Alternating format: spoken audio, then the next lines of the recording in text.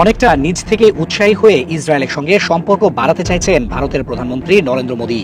তবে আরব ভূখণ্ডে নিজের প্রাপ্য সম্মান আর পাচ্ছেন কই? ইহুদিবাদী রাষ্ট্র ইসরায়েল কিংবা নিজ দেশ ভারত, দুই জায়গাতেই নরেন্দ্র মোদীকে সইতে হচ্ছে সমালোচনার চাপ। 2 দিনের সফরে সম্প্রতি ইসরায়েলে গেছেন ভারতের প্রধানমন্ত্রী নরেন্দ্র মোদী। এ সফরে দেশ দুটির মধ্যে বাণিজ্য ও প্রতিরক্ষা খাতে অংশীদারিত্ব আরও গভীর করার কথা। তবে সফরটি মোদীর নিজ দেশেই সমালোচনা যেমন চলছে, তেমনি বিপরীতেও নেই স্বস্তি। ইসরায়েলের পার্লামেন্ট নেসেটে নরেন্দ্র মোদীর ভাষণ দেওয়ার কথা আছে, কিন্তু এই বিশেষ অধিবেশন বয়কটের পরিকল্পনা করছেন বিরোধী এমপিরা। সফর নিয়ে ভারতে মোদীর সমালোচনা করেছেন কংগ্রেস ও কমিউনিস্ট পার্টির নেতারা, কারণ মোদী এক অর্থে ভারতের নীতির বিপরীতেই হাঁটছেন। কংগ্রেস নেতাদের দাবি, নয়াদিল্লির দীর্ঘদিনের অবস্থান হলো ফিলিস্তিনকে সমর্থন করা, তাই প্রধানমন্ত্রীর উচিত ইসরায়েলে গিয়ে গাজায় গণহত্যার বিষয়ে কথা বলা।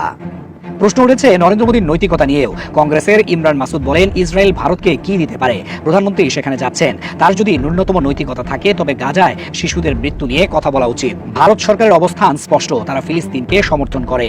অপরদিকে ভারতের কমিউনিস্ট পার্টি সিপিআইএম এর ভাষ্য, মোদীর ইসরায়েল সফর উপনিবেশবাদ বিরোধী ও ফিলিস্তিনি জনগণের অধিকারের প্রতি ভারতের দীর্ঘদিনের অবস্থানের সঙ্গে বিশ্বাসঘাতকতা। বিগত কয়েক দশকে ভারত নিজেই জাতিসংঘের যেসব প্রস্তাবে সমর্থন ও ভোট দিয়েছে, এই এক সফরেই তার সবকিছুই বিসর্জন দিচ্ছেন নরেন্দ্র মোদী। এদিকে নরেন্দ্র মোদীর সফর উপলক্ষে নেসেটের বিশেষ অধিবেশন আংশিক বয়কট করেছে বিরোধী দলগুলো। পার্লামেন্টের স্পিকার আমির ওহানা সুপ্রিম কোর্টের প্রেসিডেন্ট আইজ্যাক ওমিটকে এই বিশেষ অধিবেশনে আমন্ত্রণ জানাননি।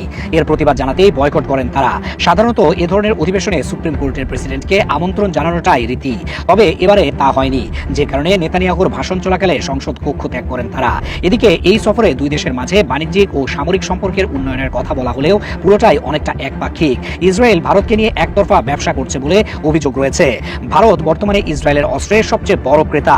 বলা চলে কেবল ব্যবসায়িক স্বার্থেই ভারতকে আরও একবার কাছে টেনেছেন ইসরায়েল প্রধানমন্ত্রী নেতানিয়াহু। তবে মোদী এসব কিছু পাশ কাটিয়ে বড় রাষ্ট্রের সঙ্গে ঘনিষ্ঠতাকেই প্রাধান্য দিচ্ছেন সবচেয়ে বেশি।